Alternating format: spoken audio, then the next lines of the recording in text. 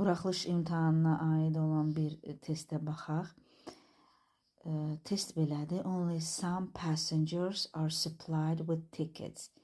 Yəni yalnız bəzi sərnişinlər biletlərlə təmin olunmuşdur. Burada nəyə əsas fikir verməliyik? Cümlənin hansı zamanda olmağına baxırıq cümləyə. Are supplied.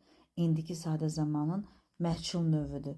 Feilimiz cümlənin xəbəri indiki sadə zamanın məhcul növündədir. Biz cavabı ona uyğun olaraq verməliyik və təsdiqdədir.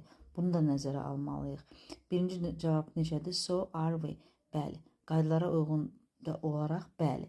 Bizdə də belə idi. Yəni biz də təmin olunduq mənasında. İndiki sadə zamanın məhcul növünün köməkçi feili burada işlənmişdir və mübtədaya uyğun olaraq işlənib. Düzgün cavab ola bilər. Amma digərlərinə baxaq. So were we. Bu keçmiş zamandadır. Burada isə keçmiş zaman yoxdur gördüyünüz kimi. Ona görə ola bilməz. So do we. O zaman olardı ki, cümləmiz indiki sadə zamanda olardı. İndiki sadə zamanı məhcul növündə deyil, indiki sadə zamanda olardı.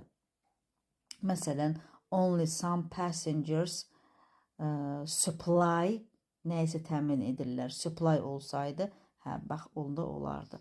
Elə olmayıb deyə bu da səhvdir. D variantına baxaq. So did we. Cümləmizin xəbəri və ya feili keçmiş zamanda olmadığı üçün did də yanlışdır.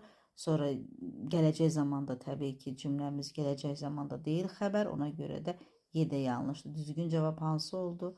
A variantı.